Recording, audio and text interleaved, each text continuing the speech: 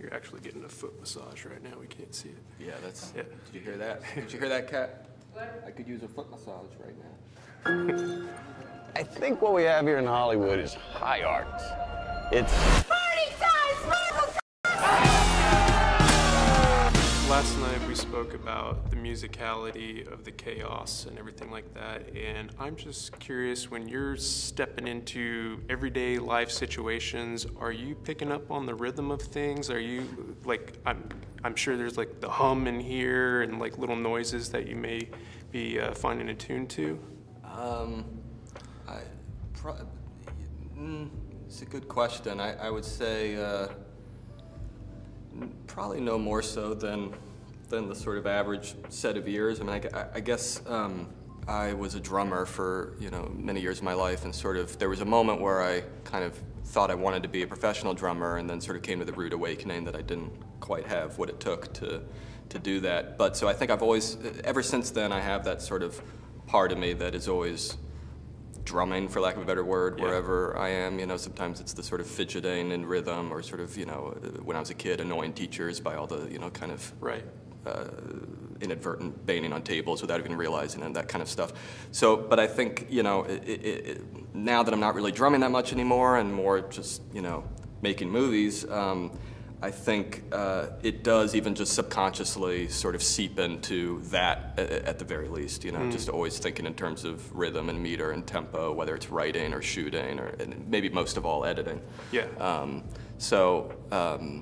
So yeah, it definitely bleeds. I don't know if it bleeds 24/7, but anytime I'm, say, working, it's definitely there, even if just subconscious. Yeah, I just feel like after watching like the opening like party sequence, that you have to develop some sort of like hypersensitivity and being in a, hopefully you're not like in a lot of similar situations that happen in this film, but just being in a moment of chaos and being like, there's so much music to this moment. Yeah, I think there probably is some of that. It's funny too, because I think I was also one of those kids, like some film directors who just, as early as I can remember, wanted to make movies before I even sort of knew what a movie was. It was just sort of, it's what was going on the screen, and I wanted to do it. Initially, it was mostly animated movies, so I would draw and kind of dream of being Disney, and then it became more live action movies, and at that point, you start kind of imagining your eye as a camera, and so, play acting as a kid was sort of, before I could get my hands on an actual camera, it was a lot of this kind of stuff, and that sort of, it was that kind of cliche, really, in a way, but that was my childhood, and so that does become a way in which you, I guess, experience things, that you sort of start to kind of wonder, what would this look like through the lens of a camera? What would this feel like if it were, edited as a film? What would you score this to? What would, so I think that sort of side of myself, again, being there as early as I can remember, and then once music came into the picture, once drumming came into the picture, it seemed at first almost like I was changing course, but now in retrospect, it was all maybe part of the same equation, because now it probably does just all sort of go together in terms of how I think about things. Yeah. Sure. There's a consistent theme throughout this film about like what goes into achieving the magic of art. We see a lot of the suffering behind the scenes and the sacrifice that people make to achieve what they set out to create, or not set out to create, they just create something. Obviously there was probably like when you were coming into this, you saw the magic and everything, but then at some point when you were maybe deconstructing it, learning it yourself, you're like, oh, there's a lot more that goes into this. Some of my favorite filmmakers and artists and drummers suffered a lot to achieve what they did. Do you know when that happened? And like that sort of realization? Yeah. Yeah, I mean, it's interesting, because I think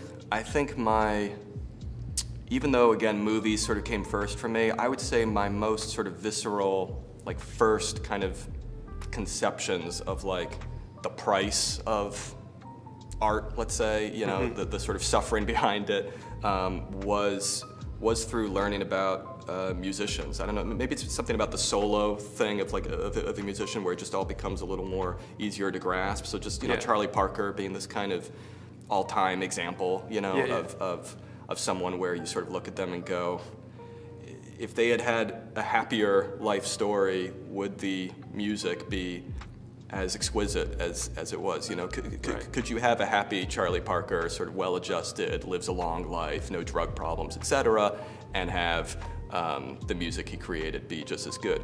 And that sort of question, in a way, then I think, you know, it sort of became the question behind all, not just art, but sort of human endeavor. You know, you sort of, suddenly you can't look at the Egyptian pyramids without thinking of the people who probably died being forced to build them. You can't look at, you know, in my case, I stopped being able to look at someone walking on the moon without thinking of, again, the people who sort of died along the road to get there. So it just became this sort of, I guess, general fascination with the blood, sweat, and tears that often are kept behind closed doors, that are swept under the rug, you know? And so we're just left with the achievement. We're left with a Charlie Parker solo, a picture of someone on the moon, the pyramids, and history has a way of sweeping under the rug all the ugly stuff that went into that. So I think it just made me all the more interested in that ugly stuff. And certainly with this movie, it became, that was sort of the heart of it from the get-go, was that, you know, that there was a certain chapter in Hollywood history that just produced these things that felt like they weren't even made by humans. They felt like they were made by angels, you know, that they were sort of, some of the greatest silent movies feel to me like they were dropped from the heavens. They feel like divine.